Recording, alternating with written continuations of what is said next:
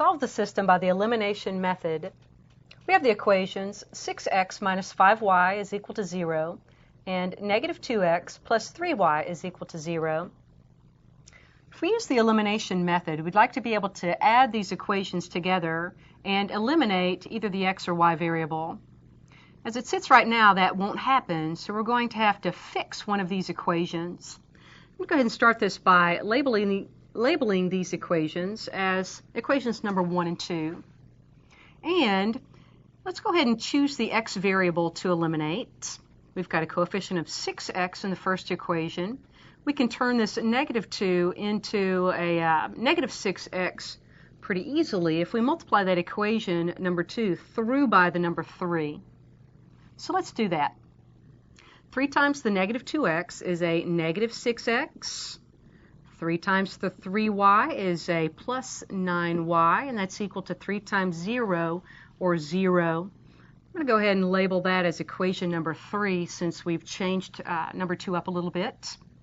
Let's just rewrite equation 1 now, which is 6x minus 5y is equal to 0. And now let's add the two equations. Our x variable is indeed eliminated. Adding the y coefficients, we get the number 4 times y, and that's equal to 0. Dividing both sides by 4, we get y is equal to 0. So we've solved for the y variable. Now let's find x.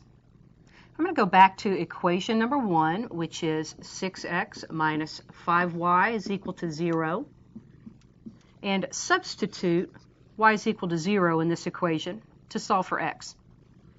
So 6x minus 5 times 0 is equal to 0. 5 times 0 is 0, leaving 6x is equal to 0. And dividing both sides by 6 gives x is equal to 0. So we've solved the system. We have x equals 0 and y equals 0. Let's summarize by writing the solution set is the point where x is equal to 0 and y is equal to 0.